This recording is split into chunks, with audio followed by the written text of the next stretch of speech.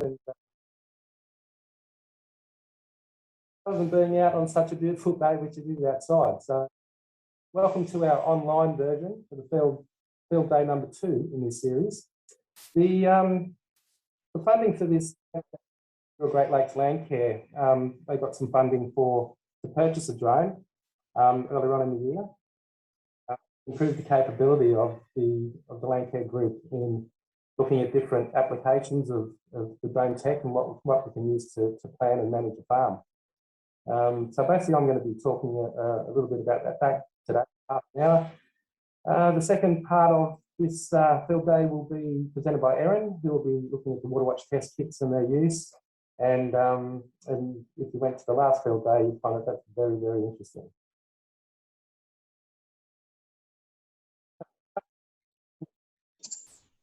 Sorry, Steve, I might just jump in quickly. I just hadn't mentioned that we are actually recording today. So when it's recording, it does record everybody that's on screen at the time. So if you prefer not to be on screen, if you just turn your video off, you can still listen and see us, but you won't be recorded, that's all. So up to you guys if you prefer to do that.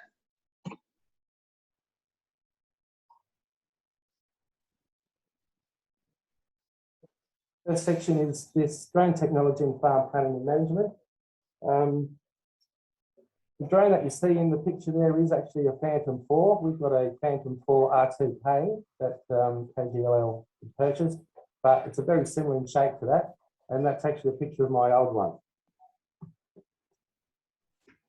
How I'm going to sort of set this up today is the very first part of flying any drone is the civil aviation and safety regulations, CASA regulations, and these are quite important. And at this stage, some of you have drones and fly drones and would be aware of some of these, but I thought it'd be a good place to start because it basically sets up, it gives you a lot more confidence of where you can and can't fly and how to go about it. We'll also have to do flight preparation when we're looking at somebody in our specific property. We're looking at the drone flight and farm mapping, how we go about getting the images, what we can do with it. And then, of course, once we upload those and let the software do its work, we can start creating some quite, great outputs or basically design things like contour farming, landscape hydration, and other things. And of course, that's one of the many benefits that we'll be looking at. Right. Regulations. There's a web link here, and I'm hoping you're all going to get a copy of this PowerPoint, but you can go in there anytime. It's you can take a quiz and you can sort of familiarise yourself with what flying in the sky means and the safety that's involved. Brief little checklist of what you really can and can't do. So you can't fly over 120 metres, which is 400 feet. You've got to keep your drone away from people. You can only fly one at a time. Importantly, you should be keeping your drone within visual line of sight. Of course, you can't fly over people for obvious safety reasons. You can't start recording, flying up and down a nudist beach, things like that. And of course, there's weight limits on the sides of the drones that you can use. The one that we purchased is less than 2 kilograms. So it does require a little bit of investigation about when flying in certain areas. Now, the other things you have to fly during the day, can't fly at night. Going up to have a look at the bushfire or a car accident or something like that, that's definitely a no-no as well. There's many little private helicopter airpads and airports. One in particular that I deal with is the Remlap airport down there at the branch. It's a private airport, but it's an uncontrolled tower. So it's always best to give the right people in the area a call before you go about your operations. And of course, if you want to fly and make money out of this, there's a whole heap of remote pilot's license, remote operator certificates, and a whole heap through different training agencies. So today is not a training presentation. It's more about an introduction to the drones, introduction to the safety, and more of a demonstration of what we can do with them. Steve, can I just add something there? Okay. The requirement to maintain visual line of sight has particular implications, but possibly on some properties. And maybe you can explain that a bit more, because that has direct relevance to the people that want flights over their properties. No, for sure. No, that's a great question. And that's the first question we ask is, where are we flying? And wherever you could be, you know, different location or have different vegetation. It might be a pastures or crops, it might be an orchard, it might be a forest. The lumps and bumps, the hills and gullies that you have on your property obviously restrict your ability to maintain that visual line of sight. So what we look for is to get to a high point. The limitations of how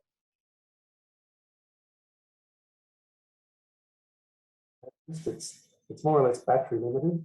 So if we had, you know, 100 batteries, we could probably do quite a big space. But the idea is a high point and splitting up a property. So it is possible, but we'll, you know, for the sake of a 100-acre property, quite easily. Sorry, Steve, you're just breaking up a little bit there. Yeah, sorry. We're just missing a couple of words. Yeah, sorry about that.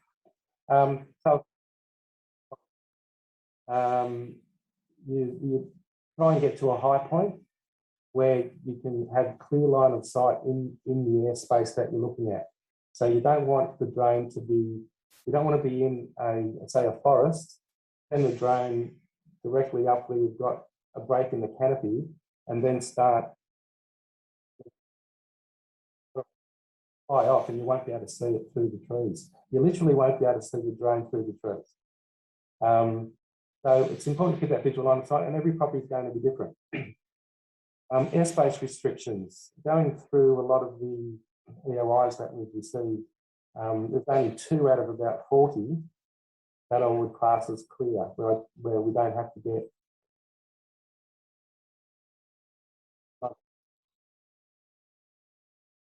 as we start planning the property surveys. Weather is uncertainty, because rain and electronics don't mix. The wind can get up if it's greater than 40 kilometres per hour. It makes things a bit difficult.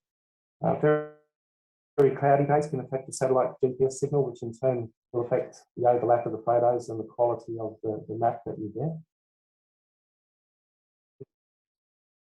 Line of sight, it's always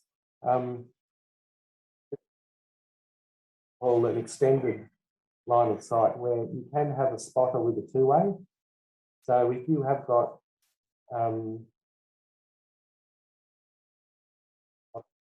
two-way, they're effectively just there to keep an eye on the drone when the pilot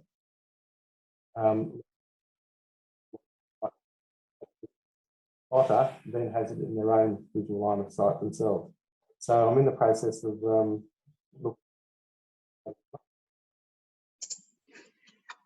Sorry, Steve, you're still just breaking up a fair bit there. Did you want to try what we talked about earlier and just turn your video off? Yeah.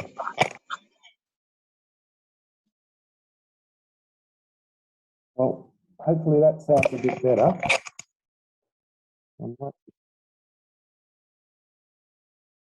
Hopefully that sounds a bit better. So I was talking about the use of a spotter. And when you're flying your drone, you must give way to all other aircraft and, you know, anything that you hear. There's you can actually have an aviation radio, which there's different frequencies in different airspaces depending on where you are. It's a little bit complicated, but I won't go into that now unless you're all wanting to go and become a pilot. The other thing too we've noticed is birds really don't like the drones in any way, shape or form, but the one to watch out for are the eagles, and they potentially come out and have a bit of look. Fortunately, we haven't lost anything yet, and fingers crossed that'll be the case. Talking about airspace restrictions, and I won't spend much time on this, but this is what it looks like above Newcastle. The way it works is you've got these concentric circles coming out from Williamtown. And the way you can conceptualize it in your head is picture a wedding cake where at the bottom of the wedding cake is this big round surface, and each tier of the wedding cake gets narrower, narrower and narrower. Now, if you take that wedding cake and invert it upside down, That's what airspace looks above this airport. So all this area in blue that you can see is a restricted airspace, but some of the areas are from surface to 1,500 feet, and most of them are well and truly above 1,500 feet, so we don't have to worry about any of those sorts of things. But it's important to at least check in wherever you're flying and make sure that you tick off the right boxes. And look, I'll always be here to guide anybody along those lines. As I said, I've got the remote operator certificate and, you know, all the things under the sun to fly multi-rotors up to 25 kilograms. So yeah, being part of the KGLL, I'm more than happy to assist as we go down the track with that sort of approval. Full of the sort of work that I use the drone for typically. This is down at Waterway. It's the landfill site down there on the Central Coast. Now, I didn't need to get approval to fly here. There are a few eagles, but you can see there a whole list of like a checklist, more or less, what you have to look for. So you have to make sure you've looked at your maps and charts, which is your, you know, similar to your airspace things I showed you before. You obviously want to look at the weather, and the NOTAMs is what they call notice to airmen, and they're typically put out by controlled airports around you know, well, all around Australia. And they're for simple things like a light might be out on the runway to major operations in play, like they could be at Williamtown. Do a little bit of background investigation on the site where you're going to fly at, and again, I'll go through, you know, an example of how we will do that with the KGLL POI applicants who want to get their place surveyed. When it comes to the farm mapping, we've got the Phantom People RTK, and I know there's lots of acronyms here, and I'll explain them on the way, but the DJI is actually the name of the company that makes these drones. The Dji Go App is obviously the app that you download on your iPad that connects to your remote controller that flies the drone. So simply what we look to do is, once connected to the drone will start initializing and start picking up satellites. It won't allow you to fly unless you've got more than 8, and I've seen them get up to about 21, and definitely the more the better, because the more you have, the better the resolution of the flight path, and particularly if you're doing some survey work, it does make things a lot more accurate. Flying the drone with the app is that once you've set up the flight plan, like shown in the previous slide, that pathway, that survey path, is what it flies. So you literally just have to push the button. It'll go through its pre-flight checks and then just take off. Now, I've got a link there that you'll be able to access from the PowerPoint presentation. And again, it just sort of gives you everything you need to know about that Dji Go app, how it works, you know, because it allows you to check the firmware of the drone and the software and everything else that's for you. So the way that the phone works is that the drone will fly in the survey pattern with the camera at 90 degrees down. And as it's doing its flight pattern, each photo will have a 75% front overlap and a 60% side overlap. And because each image has an XYZ component to it, you have a whole suite of data contained in those images themselves, which allows to do things like contours, digital elevation models, look at vegetation, and a heap of other things. So it can be quite daunting to see the amount of data that comes out of it, but just have a look at it, and it's all about applying it to one's property. So here's a flight plan example, and this is at your place, Andrew. Hope you don't mind me using it. So Andrew's got the 100 acres. You can see how the flight plan works there. It obviously starts at the top left-hand corner. and drone will start going down here, taking photos, turn around, go back, and it'll do that whole survey pattern. And then at the end of that, we'll collect, hundreds of images, which get uploaded into a third-party software app, which in this case, it's called Drone Deploy. Now, again, I won't go into how this works, because in future workshops, when we have more data, I will go into more detail about how the Drone Deploy works and what strengths it has and what weaknesses it has and what data we can get out of it. If we have a look at a couple of examples here from the drone outputs, the first one is what they call the Ortho Mosaic, and that's a snapshot, effectively a photo of the farm on the day. From the images in Drone Deploy, we can extract contour data in shape files and .kmzs to import into Google and a host of other formats if other people have different software requirements. But these contours are at 1 metre.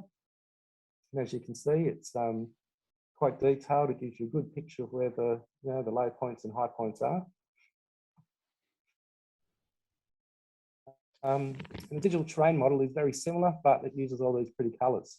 So the dark blue are the low points, the red are the higher points.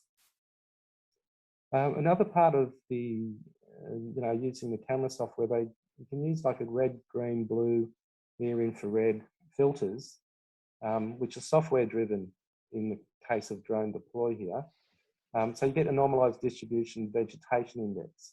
Now, the example I've got here, we can't really, extrapolate too much out of that data because it's only one filter image. But if you go through the different filter images, you can make out different areas where, in this case, there's, it's obviously greener up here and along the edge of the road, a little bit up here. But by no means does it say that the rest of the farm is dry. It's you can go through different filters, which, all this ends up green and these end up, more red. But again, a lot of work needs to be done on how we can use this for vegetation. Had several discussions with some members about using different camera types, such as the multispectral cameras. We've got thermal cameras and other things as well. It's a little bit outside the scope of stage 1 of this drone surveys approach, but it's something to think about down the track. Steve, Elizabeth just texted in a question about the minimum contour interval.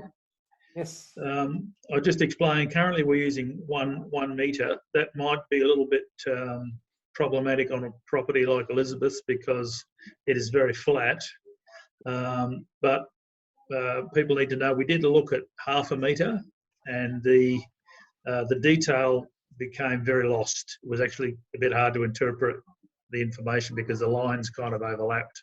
That was how you saw it, Andrew? Yeah, I think that's the case. And it was a bit of a case by case, I believe. The discussion ended. We could assess the property and on the flight day and determine a most suitable resolution required, I suppose, on a case by case. We can get down to 0.25 metres, which, if you've got a flatter property, you'd probably use the 0.25 metre. As if you had really hilly property, well, again, you're not farming on the side of the cliff or an escarpment, so a lot of the time the properties or the land area we'll be surveying will be hopefully a little bit flatter. But we can take it up to 1.5 metre contours. I think even 5 metre as well. So. And Robin's asked if the contour interval is affected by trees and shrubs. There are 2 types. You can get one that is and one that isn't. So the digital elevation model includes the trees and shrubs, and the digital terrain model is just the land only. In this case, it's just the land only. That example I've got here.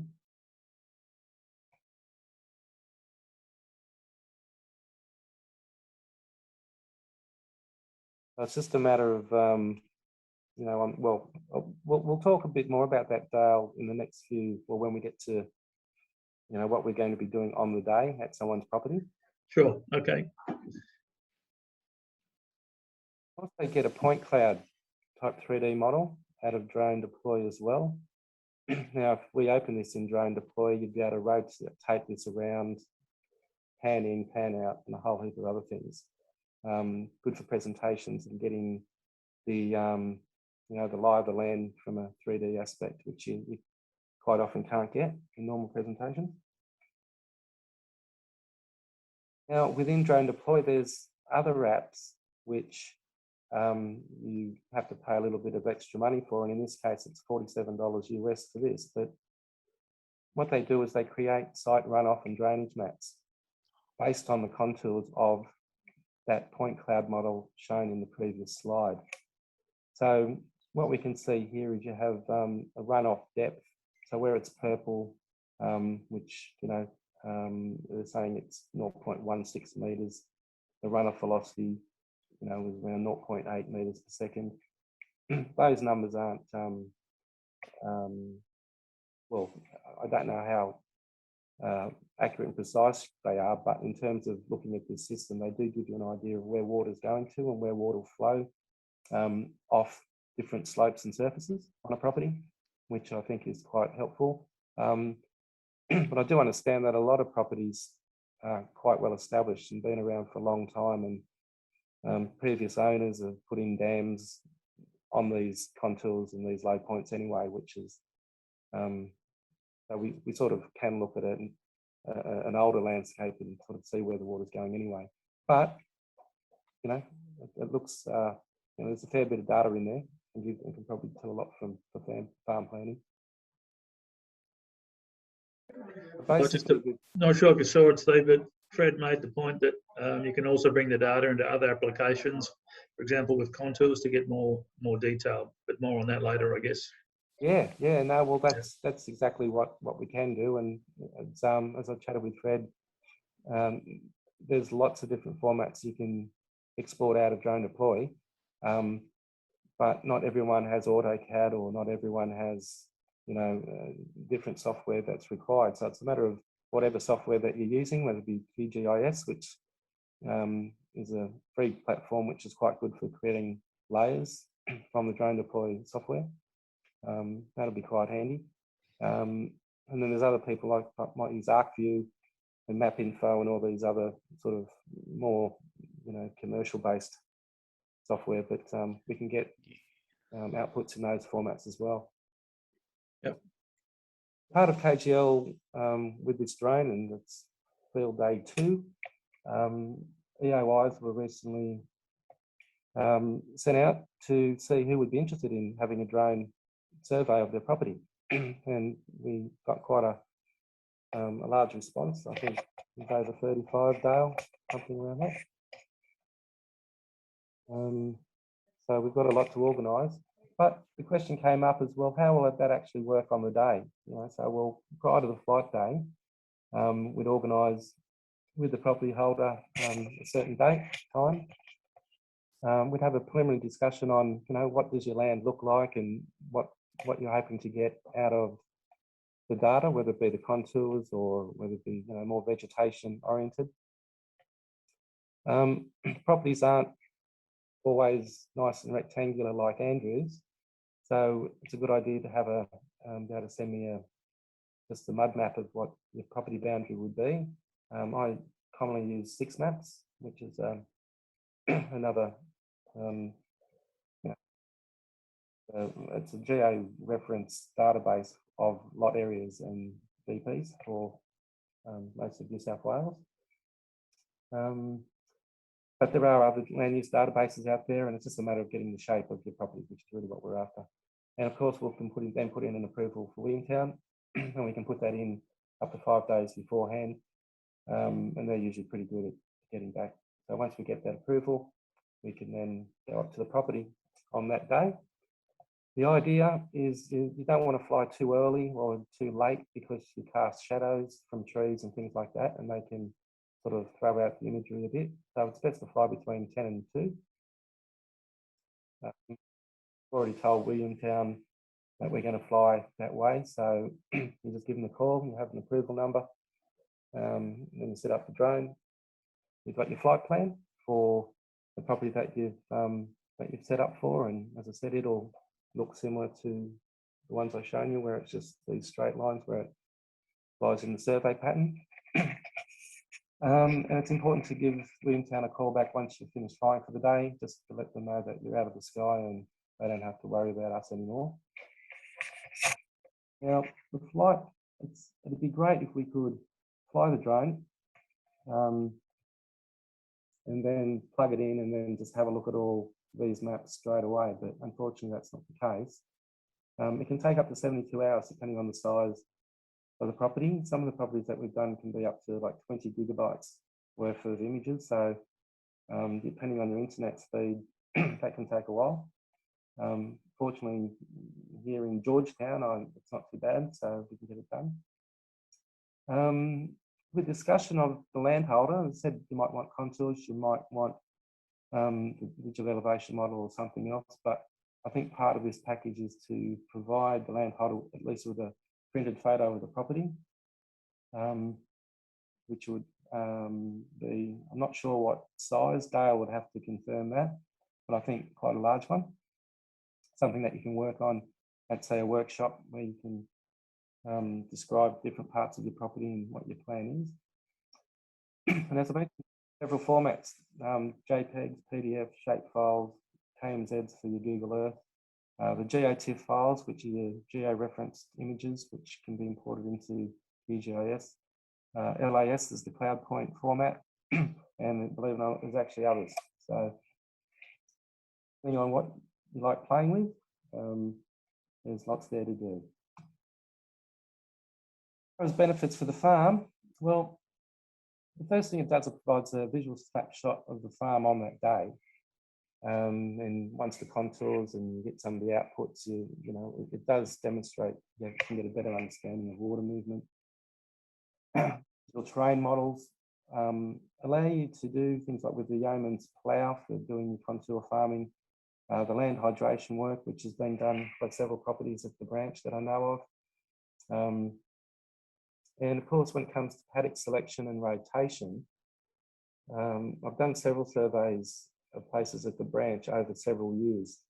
And it's always interesting because at different times of the year, different pasture is at different stages of growth because of the rotation pattern of the operation.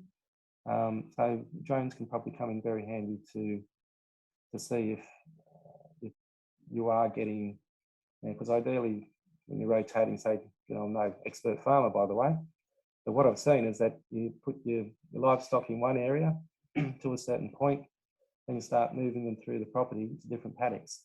And hopefully by the time they get to the paddock at the other end, it's all nice and lush. And by the time they get back to the other side of the property, it's all lush there as well. That is the, and to monitor that, the drone is actually very, very good. The vegetation monitoring.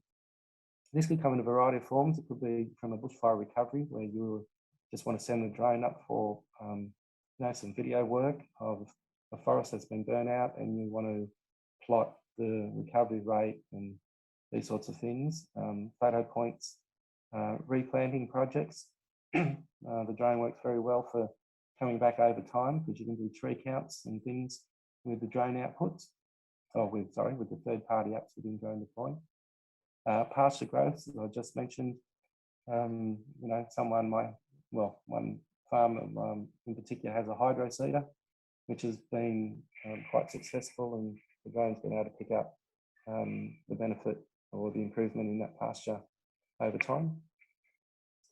And of course, as I just said, if you keep taking multiple flights during different seasons and different times of the year, after different events, whether they be droughts or floods, it gives you an even better idea of what your property looks like. And for that matter, that's why I think the drones provide quite an interesting piece of technology for farms. All from me at the moment. Any questions? There was a question came in from Rob, Steve. I'm not sure whether you're seeing these. Regarding your paddock rotation note, does this then require multiple drone flyovers?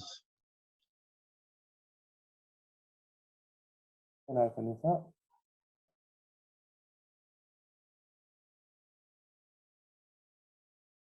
Hey, well, Elizabeth has AutoCAD. So Elizabeth, I can just give you the AutoCAD file. So that'll be very, very easy for you. Yeah, because obviously paddock rotation doesn't happen within one drone day. So the idea would be to come back at different times of the year during the paddock rotation run. And yeah, so, well, depending on the rotation cycle. Yeah, and I guess everybody's needs will be different, but of course, we now have the drone. So whether flights are in scope of the project or outside the scope of the project, we still have the drone to use. So you know that how that works in the future will just need to be set up. I should also mention, Fred's given me a nudge. I should also mention that whilst the project is being administered by the Department of Agriculture, we should acknowledge that the money actually comes from the National Trust. So National Heritage Trust, I'm sorry. So go figure. I guess that's where the bucket of money was available. But thanks to them, acknowledgement complete. Yep, no, that's, yeah, I wasn't aware of the intricacies of where the actual funding came from. I thought it was a small farms grant, but no, we acknowledged the National Trust. A couple of other questions here. Shannon talks about, can we use the drone data for plant types or help with weed control? With this drone at the moment, but we have got another one that I can access with a multispectral camera.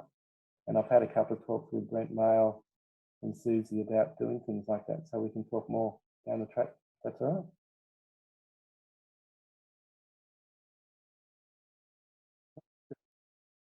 Okay, because an 18-acre property, Roland wants to know, so I'm assuming, Roland, that you didn't make the EOI deadline. I did make the deadline, but I was under the impression there was only a limited number of slots available. Well, Dale, you might be able to talk to this. The idea there was we did close it off, but you know, look, there's a budget to do so much, and I'm more than happy to do everyone's property, whoever wants one. Did you put your name in? Yeah, I did, and yeah. Is it on the list, Andrew? Should be. We've had a discussion amongst the committee, and we've managed to move some money around within the project, and I'm fairly sure that everybody that was on the list will be able to be accommodated. So hopefully that's the case for you. If not, then let us know. I don't have access to the final list. Andrew does, so you might just have a quick look at it while we're waiting, but or you can contact us separately afterwards. So everybody that basically had their name on the list as of yesterday will be accommodated. The only caveat I make to that is there may have to be some local adjustments on the ground. Because if you have very hilly property, or like we can't, maintain visual line of sight, or your property is 1,000 acres, for example, then we may have to, focus on the key areas for you rather than the whole lot, because our battery supply just won't run to that, that much ground. Yeah. Another question. I was having a look at my space, looking at the land this morning, and I think previous owners have filled in a waterway. Is there some sort of, I don't know, half thinking about, is the money available to recreate a waterway that's been filled in? Money available from grants, are you talking about? Yeah. I've not seen anything in that regard. Somebody else might know of something, but I'm actually not familiar with money that comes out for that purpose specifically. Okay. Anybody else? Yeah, Steve South here. Are you intending to create the waterway to supply water for cattle? No. Okay, because there are grants available. There's a second round of grants for up to 25% of costs associated with getting water supplies and so forth for stock. Okay. Yeah. But Well, the part where I'm doing it, I want to fence off a pond that's there, but it seems to have been part of an original series of billabongs, streams, however it is. And at the moment, it's been filled in, and then when there's a rain event, it floods over that path. But we might be getting in a bit too much specific for my property. right. Sounds Okay. very interesting, though. Well, anyway, we'll get the scan, and I think the scan will show where that previous waterway was. Definitely. Yeah. Okay. And we'll take it from there. There's been okay, thanks guys. There's been a couple of questions about who's on the list. So we might just, basically, if you're on the list as of yesterday, then you can be accommodated, but we might just send out a list of people from your email addresses that you submitted, so everybody knows. So if you're on the, if you get an email that says "Yay," then you're on the list. Yeah. Okay. Look, I have a question for Steve. The data that is generated by that DJI Phantom and the other software, I'm wanting to buy a drone because I'm going to be needing it to use on a regular basis to check. I've got 23 paddocks and a fair bit of fencing, obviously associated with that. And after a recent wind event like we had in the last few days, it's easier if I can probably have a drone go out and check fences and so forth. So the initial data that is generated, can that be then used by another drone? And I'm looking at a DJI Maverick Air 2S, I think, as the one that I was going to purchase. Mm-hmm. Yeah. No, well, the Maverick Air S, I'm not sure whether that's GPS cable. I've got the Mavic 2 Pro that I use generally. I think it's a little bit more expensive. I like the Mavic, but I like the Phantom as well. The Phantom sort of sits a bit higher, and it's sort of better in long grass and taking off and landing. It's easier to see, and it's a bit heavier as well, so it performs better in the wind. But the Mavic is a lot quicker and has different sort of functionalities, but the camera is almost identical. So it's really just what you want to fly. But if you're going to be flying it, regularly, look, the Mavic Air probably would do the trick. But look, I'll have to get back to you on that, because there's a reason why, because they're a little bit small for me, because I fly at 115 meters doing properties that are, Right. Okay, thank you. It was a bit small. All right, if there's no more questions, we're right on the money, Steve. Well done for your time allocation, 40 minutes. So thanks everybody for that bit. So Erin, I think you're just about ready to jump up on stage. And if anybody has any questions for Steve, you can directly email him, of course. So no problem, or me. Okay, I am all ready to go. Thank you, Steve. That was really interesting too. I missed out at the last field day, obviously, when we split the groups across, and I didn't get a chance to hear your topic. So that was really interesting to see some of the innovative ways that you guys are using for different land management. So that's great. Thank you. I'll just start off by saying my name is Erin. First of all, can you all hear me correctly? I sound all right? Perfect. As Steve said before, this is the kind of thing that we would usually do in the field, but today I'm in the lab, so it's a lovely background here today. I'm an environmental officer with MidCoast Council, and part of my role is to work with the Water Watch program. Before I jump into that though, I would just like to take this moment to recognise the traditional owners of the land that we're on today, and pay my respects to all the Gatung speaking people. I'm in Biripi land today. I'm going to guess that a lot of you are on Waterway land, but I'd just like to pay my respects. So I'll just start off, I'll bring up my presentation.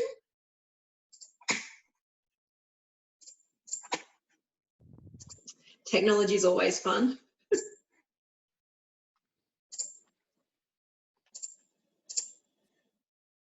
Okay, hopefully everybody can see that. So first of all, I'd like to say thank you to Joelle and crew of Great Lakes Landcare for having me today. It would have been lovely to be out there and meet you all. Hopefully we get to do that sometime soon. But for the moment, we'll just go over this presentation. So the program that I'm going to be talking about today is called Waterwatch. You may have heard of it before, you may even have participated in it before. It's one of those programs that's been around for quite a long time.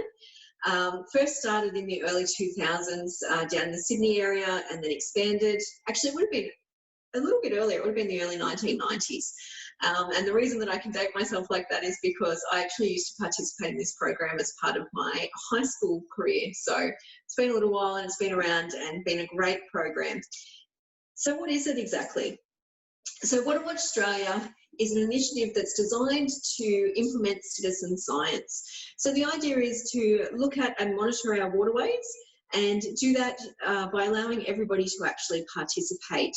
We've got some really easy to use kits. We create programs to bring communities in. We work with landholders and school groups and even on specific projects. So for example, at the moment, we've actually just started a brand new Waterwatch program in the Manning area that is designed to look at a specific species, which is the Manning River turtle. And we'll actually be monitoring large areas of the Manning catchment to look at how that's working for the Manning River turtle. So there's lots of different partnerships, lots of different ways that Waterwatch works, lots of different ways to get involved as well, and we'll talk about some of those today. But why is Waterwatch actually important and what can it tell us? So Waterwatch does quite a few different things.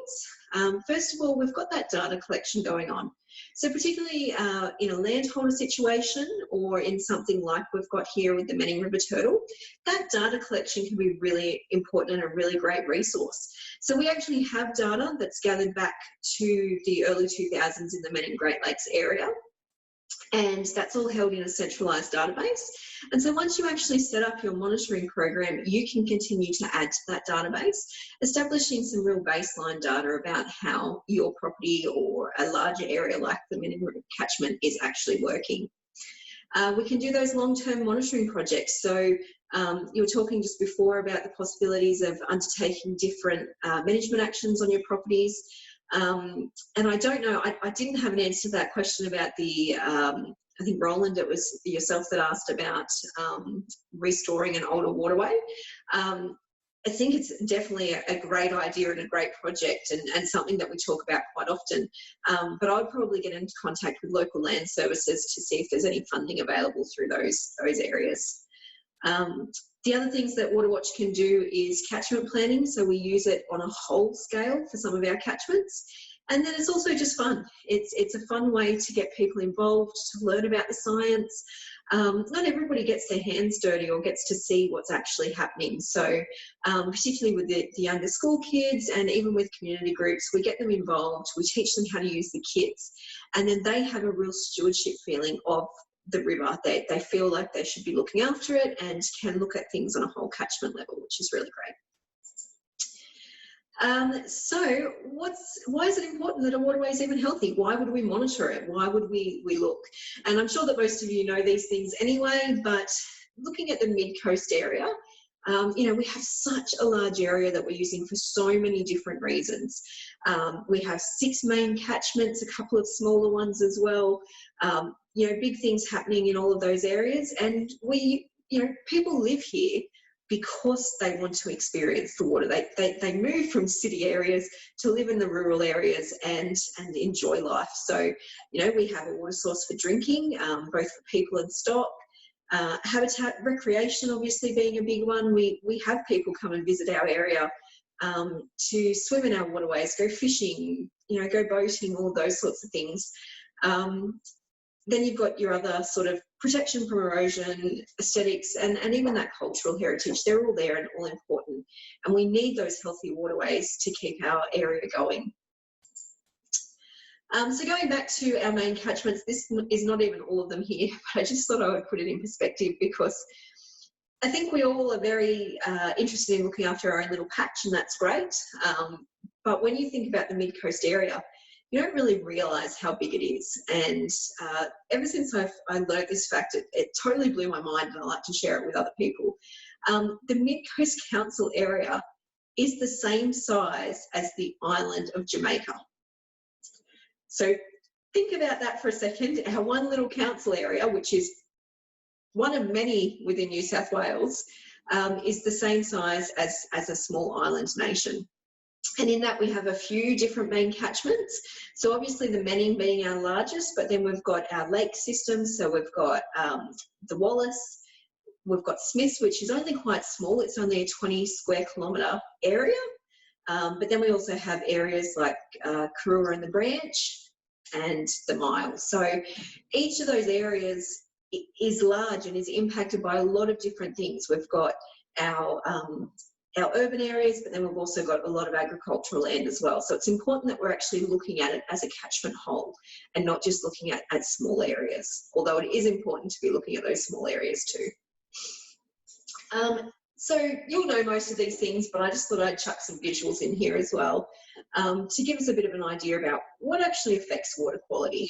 Well, pretty much anything can affect water quality, and there are certain things that are better versus worse, if we're going to use that terminology, but the effects are different no matter what they are. So first of all, riparian vegetation, and you can see two very different areas here. So your riparian vegetation, and an area that has that really good coverage on the side with a lot of shadow and trees growing over, is obviously very important. It stops the waterways from getting too hot, which can lead to algal growth and those sorts of things. But then it's also important to have that habitat that is created by riparian vegetation as well. So it's definitely one of the biggest things that affects water quality. Pollution. So pollution is kind of a catch-all word. Certainly became big in sort of the 70s and 80s, and now we think about it, and there's lots of different types of pollution, and that includes what we see as like natural pollution. So just here we've got a few different pictures. First of all, one of the biggest things that we're dealing with these days obviously is marine debris. Litter and human-made plastics are really becoming a very big issue. This is just a little beach line. We're quite lucky in our area. We don't have as huge amounts as what they do in some other countries, but certainly we have that issue, and when you go and do a clean-up day, you suddenly start to realise just how much is around. When I say about natural pollution, we're talking about things like grass and leaves and those sorts of things that do naturally fall into our waterways, and as they break down they can change the water quality. But what we've done as humans is we've increased the amount that falls into our waterways. Then you've also got traditional pollutions like chemicals and things like that, stormwater pollution coming off hard stand areas, and then also increased nutrients of agricultural land. Urban areas, again, you'll probably realise this anyway, but when you come into some of our bigger cities, you've got Taree and Wingham and Foster, Tuncurry. Obviously, you've got a lot of hard stand runoff, and that stormwater pollution carries with it a lot of nutrients and things like that as well.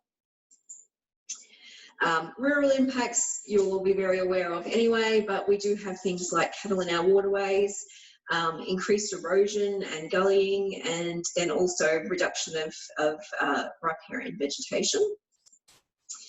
Acid sulfate soils is a big one in a lot of our areas. So obviously they are naturally occurring in our soils, but it is that reduction of vegetation that has exposed them to the air, and that then becomes an issue in our waterways. And then the big one that we deal with in a lot of places, and I'm sure you're all dealing with on property as well, is our pest species. So unfortunately we have a lot of weeds that have been introduced into the area that can cause issues with water quality. You know, pig species, anything that's got hard feet that's causing additional erosion. And then these ones are something that we're dealing with a lot of in the Many River Turtle Project, which is foxes that like to predate on turtle nests and things like that. So that's just a really brief overview of some of the things that we are thinking about when we actually utilise WaterWatch. Now, I don't have to say this to you guys. I know that you all know that this is the case, but obviously water is an essential farm resource. We're really seeing this lately as well, obviously with the extended drought in this area, increasing bushfires, and the whole thing, the quantity and the quality of water can be affected not only by farming practices, but by climate change and other things as well. So when we talk about Water Watch in terms of use on a property, we're looking to not only monitor the water resources on the farm, so those aspects of quantity and quality, but look at the ways that natural resource management can actually then help enhance the water quality as well. So it's a way of monitoring those management actions that you're undertaking anyway.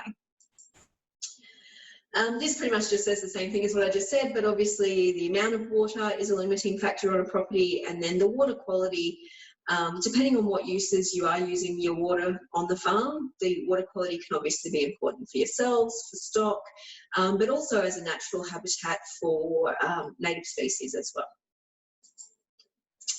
So how exactly does Water Watch work? So this is the part where I would have loved to have been able to take you all down to the creek line and take a sample and actually have a look at it.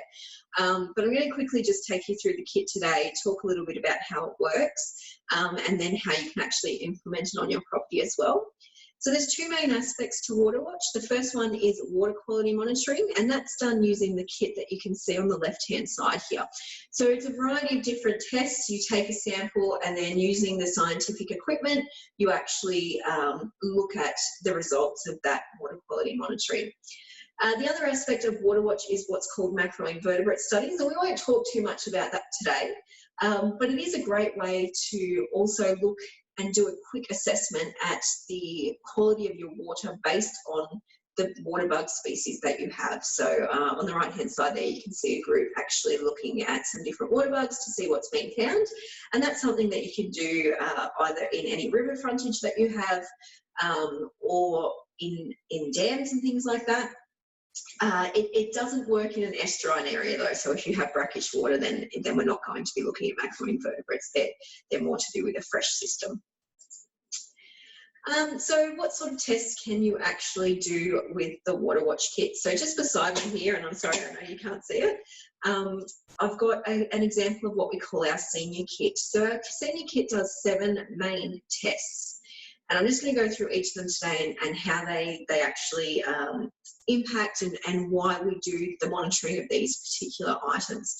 So first of all is our temperature. Really simple, no different to what you would have done at home or at school. So we've just got a thermometer, and the idea of looking at the temperature is to look at not only the changes in water temperature in time.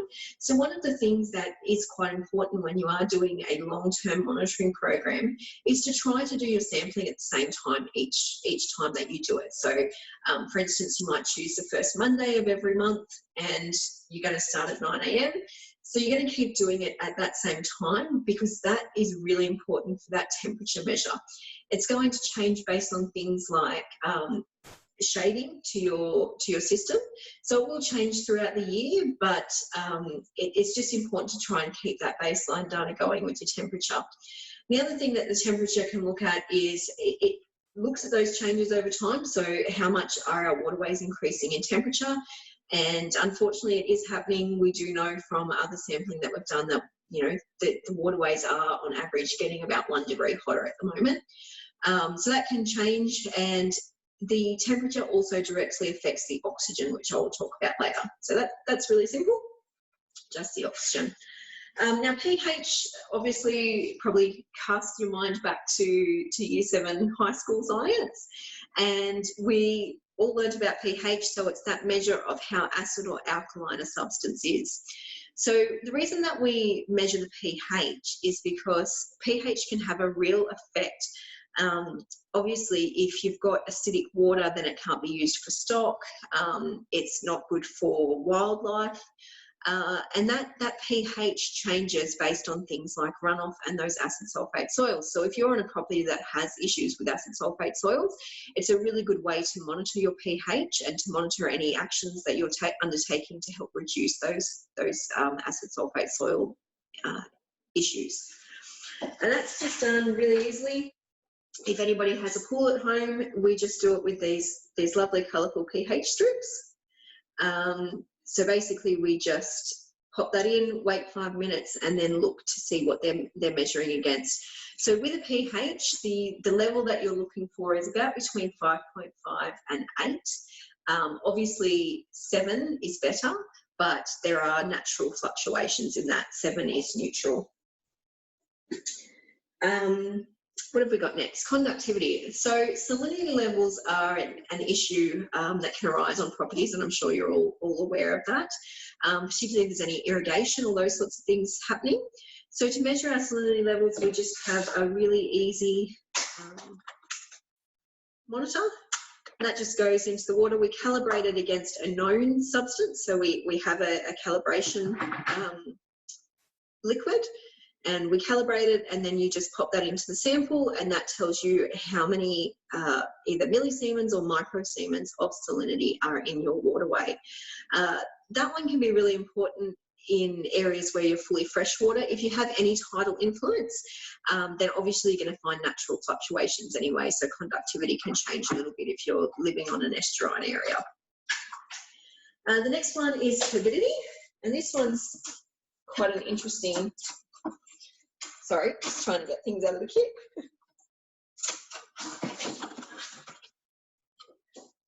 Quite a simple, easy way to measure turbidity. We utilise one of these turbidity tubes. So turbidity is looking at how clear the water is.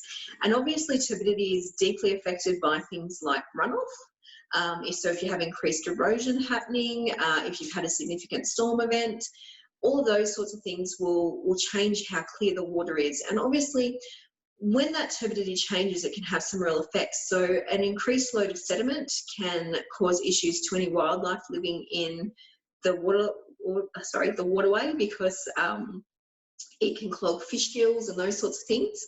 But it also, water clarity makes it interesting conditions for algal growth. So a very clear waterway can increase algae growth because you've got more light coming into the system, but obviously a very dirty waterway then has the opposite effect. So we're looking for a fairly neutral kind of turbidity. The other thing with turbidity is if you're getting very clear results and then also very acidic pH levels, then there is the possibility that you are having acid sulfate issues. It's quite funny, most people aren't aware that pH and really acidic water is actually quite clear in a lot of cases. And if anybody's been to the Cat Eye wetlands area up in the northern part of our LGA, it was a site that has been rehabilitated because it had severe acid sulfate issues. And the wetlands there was drained, and large drains were put in the late 1800s. And there's actually a record from 1903 basically saying that the waterway was so clear but nothing would grow in it and they couldn't figure it out. And it turns out that that's that acid sulfate. So even back then, you can see how that was working. So just an interesting one to keep an eye on is your turbidity versus your pH as well. And then finally, the final two tests, and I'm not going to get these out because they're a little bit more complicated, but these are done utilising chemicals. So there is some safety requirements to undertaking water watch. The first one being that you need to be correctly trained and you need to be wearing the correct equipment at all times. So when you're doing both the available phosphates and the dissolved oxygen, you'll be wearing gloves and safety goggles. And sorry, you all missed out on that today because usually you get to see me with my big safety goggles. But available phosphates are important because they monitor the nutrient levels, and this can be really important for algal outbreaks. So phosphates, and I'm sure most of you know, when phosphates get into our waterways, there's too much of that phosphate nutrient, and that causes the algal blooms to occur. And finally, the dissolved oxygen, well, it's a little bit complicated because a lot of people hear oxygen in the water and they think of the O in H2O. That's not the case. So what we're actually looking for is the amount of dissolved oxygen, which is the available oxygen that can be taken up by plants and animals. So that becomes a really important one if you do have stock drinking your water as well. But it's really important to native species and allowing plants and animals to thrive in a waterway. So that's just a little bit about the kit. In terms of what council can provide with the kit, so we do have kits that can be loaned out, and I do believe that Crew Great Lakes Land Care actually also has a kit, so we can refurbish that at any time and that can be used. What we would do is we would come out and we would actually do some training on your property, and that would be how we would actually look at that. Once you're trained up, you can then start to monitor on your property on your own. But it's not just about this particular side of the water quality monitoring. So when you're actually implementing a water watch program on your property, there's a couple of really great resources that can help with that. So first of all, as I said, water watch is great for a variety of different uses, but some of the other activities that you can take to complement the actual water quality monitoring is undertaking site assessments, which is what you guys are doing anyway with a lot of this drone work. So you'll be looking at those sorts of things, looking at condition ratings for your riparian land. You can use it for an assessment of any on-ground works that you're doing. So things like fencing off waterways and allowing the riparian vegetation to regrow. That can then be an assessment for those management actions over time because it will change the water quality. You're obviously going to establish your baseline data, look at things like bank stability, and not that they happen that often, but also monitor pollution events if they do occur. And the way that you do that, sorry, I'm just going to go back one, is we have a great resource. Sorry, I'm just going to stop sharing my screen for a moment and just share this one instead.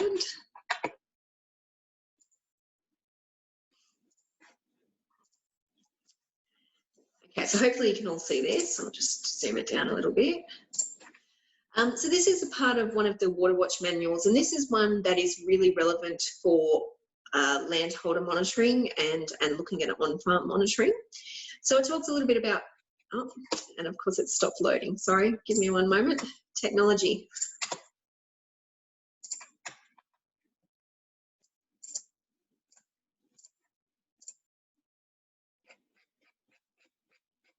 Sorry, I had it all loaded up, ready to go, and the system's just not liked it.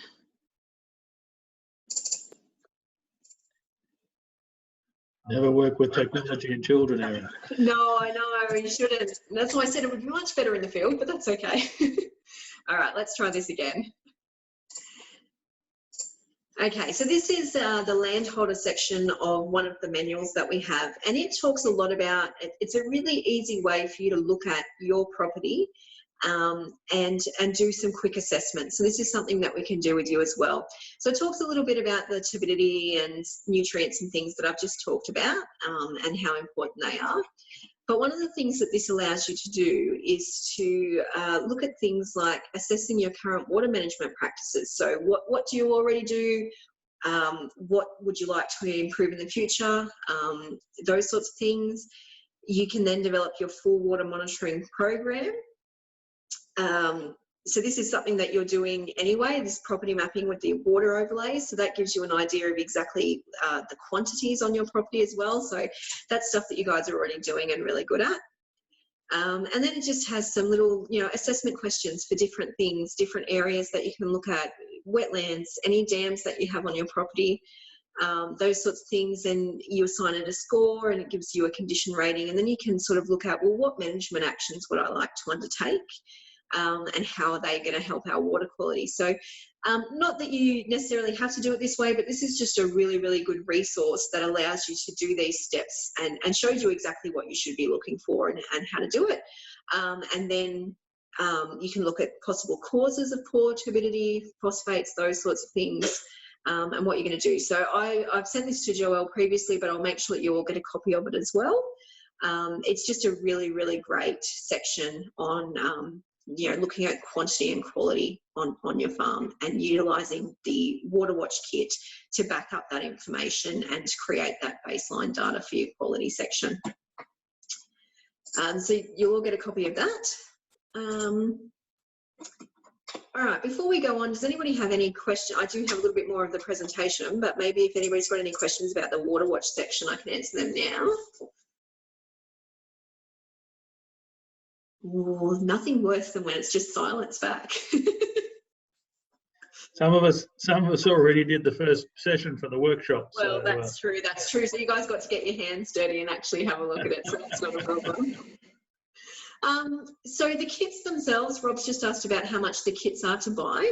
So an individual senior kit, which is what I've demonstrated today, is around the $2,500 to $3,000 mark. It comes with all of the chemicals and things in it, but the chemicals do have use by dates. So it is something that you have to prepare to build in, is to update your chemicals about once a year.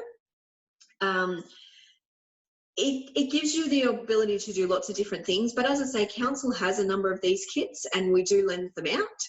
So if you were looking to establish something like this on your property, then we could look at what kits we have available and how we would be able to implement that. Usually we do, if we can, some sort of sharing group, so that, you know, maybe you're all doing different things during the first week of the month. And then it comes back to council, so we can do things like that. But yeah, they're about $3,000 to buy, so they're not cheap, but a lot of the ones that we have are about 10 years old now, and they're still up to date, working, everything's good with them. So we just have to refurbish the chemicals every now and again. Thanks, Erin. Okay, well, that's basically the Water Watch program. As I said, it's the sort of thing where if you did want to implement it on your property, you can get in touch with us and we can come out and do an assessment. Oftentimes, and I know a lot of you probably are already, but you know, we can do it at the same time that we do a land for wildlife assessment or any of those sorts of things as well. So there's lots of different ways to build this in with other projects as well. So just quickly, just because we're really talking today about the different water quality monitoring. So at the moment, oh, sorry, was that a question or is somebody? Oh, it's Dale here, Erin. Just checking. Would it be helpful to know? Steve will be arranging the appointments to go out and actually do the flights on people's properties. Yep. Would it be useful to know what that is, and if the person wants to get you out on the same day, just yeah, absolutely. sort of two birds with one stone. Yep. We could do that, absolutely. So it's definitely a way. So we can either do that, or you could wait until after Steve has done the Waterway drone work, and then we can look at that as well when we've got the overlays. But it's really up to the landholder, and if you would prefer that, we can definitely come out at the same time. Oh, it just means that you're sort of killing two birds with one stone on the same day, if possible. Yeah. Yeah, absolutely. Just a thought. Yep. Yeah, absolutely. So just quickly going back to my presentation, I just wanted to let you guys know about this program as well. This is a council-run project that is looking at water quality. So today we were talking about, you know, how to look at water quality in your little patch, how that works, what the benefits are of that. But we actually do this on a much larger scale throughout the entire MidCoast Council area, through all of the estuarine systems. And that's called our annual Waterway and Catchment Report Card. So I'm just going to click on this link and take us to it.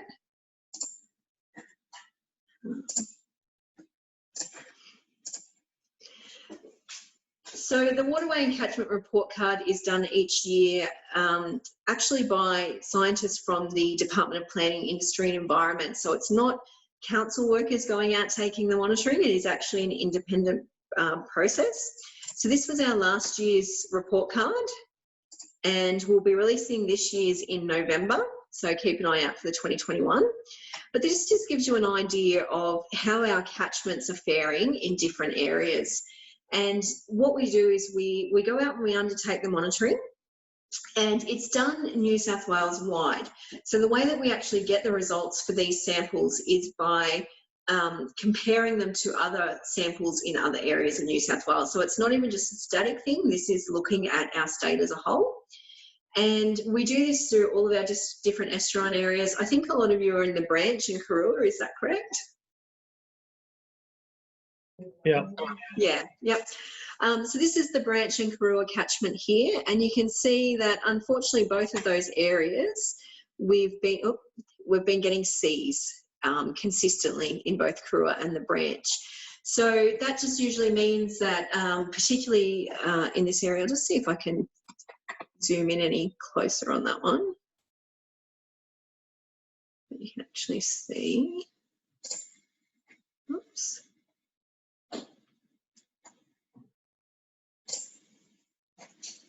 Just won't let me zoom in any further. But you can see that just here, so the way that we're looking at this, we're looking at the algal levels or the chlorophyll A, and then also the water clarity. So you can see, for instance, in 2020, both of those results, those C results, were driven by algae, which means that there is an ongoing influx of nutrients into that system from a variety of different areas that are causing algae to grow. And we know that, you know, there's obviously been some issues in the past few years. We've had an extended period of drought followed by some flooding, which allows extra nutrients to come in as well. But in the Branch and Karua, we actually have a base flow of nutrients. So what we find is that those nutrients and algae levels don't change much even during the drought, which means that there is a constant inflow of nutrients, not actually created by a storm event or anything like that. But if you want more information on this, I'm going to send out a copy of my presentation from today anyway. But this just gives you an idea. You can go and have a look at how we're faring in different areas, and keep an eye out for our 2021 events as well. So in November, when we do release it, we'll be doing a group of events. We were actually originally supposed to release in November, but we've decided to, in September, we decided to hold off COVID-wise in the hopes that we can actually hold some events, fingers crossed, but there's a chance that we won't be able to do that. So we'll be doing them online through this Zoom format as well. The other thing that the report card gives you some really interesting information about is things like how rainfall and estuary types impact that water quality. So during the 2020 results, we saw that we had an increased flow of algae in our lake systems, but not as much in our river systems during high flow. And that's because of the residence time in those different areas. So that's what this diagram on the back here is explaining about. So there's some really interesting information associated with that. And then the other thing that is on this site that is quite interesting is this document here, which talks a bit more about how bushfires and floods impact our waterways as well. Sorry, it's just opening slowly. Can you all see that? Did that open? Anyway, and so this gives you a bit of an idea about how bushfires and things can impact. So if you want some more information on the different kinds of different kinds of science that council is undertaking, this is a really great resource as well. So we really, you know, we're trying to work with everybody. We're working on large catchment scales, but then also working with individuals to try and create an overall improvement to our water quality. Okay, well, I think that's me. If anybody has any other questions, I'll just stop sharing my screen. Dale has a question. Yep. Have you found that the introduction of Australian native mussels into farm dams actually have a material difference on water quality? Ooh, that is an interesting question.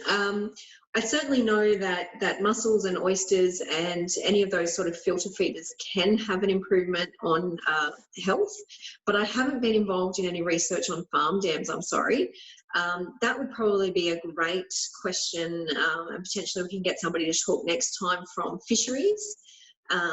Because from a council perspective, we are working both with fisheries and local land services to restore oyster reefs in some of our river systems. So the Wallamba being a perfect example of that. where we're actually not only using oyster reefs for improvement to water quality, but also as erosion prevention.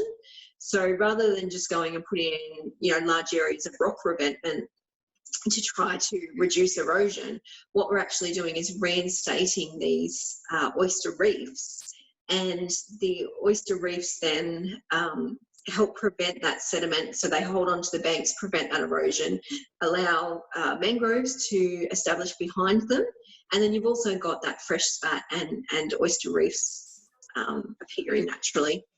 So I'm sorry, I know that doesn't really answer the question, but I guess what I'm saying is I haven't been involved in any research on farm dams, but I do know that there is research being done, that they annually hold a large oyster and mussel network meeting.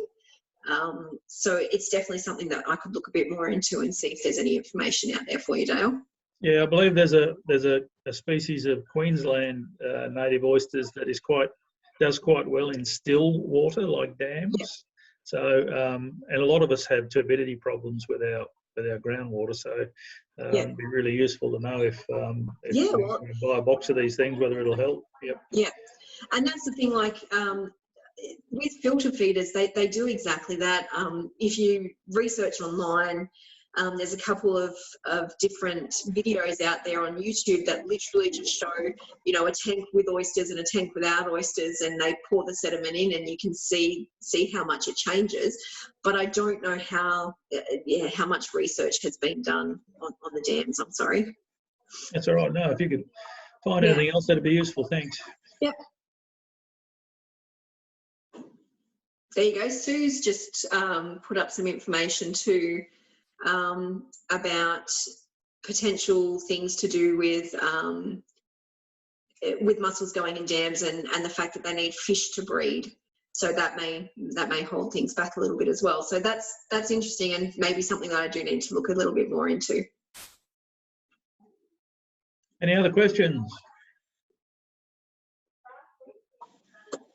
Thank you very much, Erin. Yeah, no worries. Thank you for having me. Interesting presentation. And if any follow up that you have, please let us know. And absolutely. And look, you can contact me at any time. I'll send this out with Joelle as well. But we have just an environment email here at council, so it's just environment@midcoast.nsw.gov.au. So the same as our other MidCoast emails. I'll put that into the chat as well, and anytime, any questions, you can just send those through to the environment email. Lovely. Does anybody have any final questions for Steve as well? Wonderful. Thank you, everybody, for attending, and thank you both to our presenters. It's been recorded, so we'll provide details on where it'll be available in due course, and I believe Andrew's going to send out a list of those that will be contacted about a flight over the next couple of days. So thank you, everybody. It's been a very, very interesting morning. Thank you. Hopefully we'll see you all back out in the field sometime soon. Okay, bye. Thanks, bye. See everyone. Bye.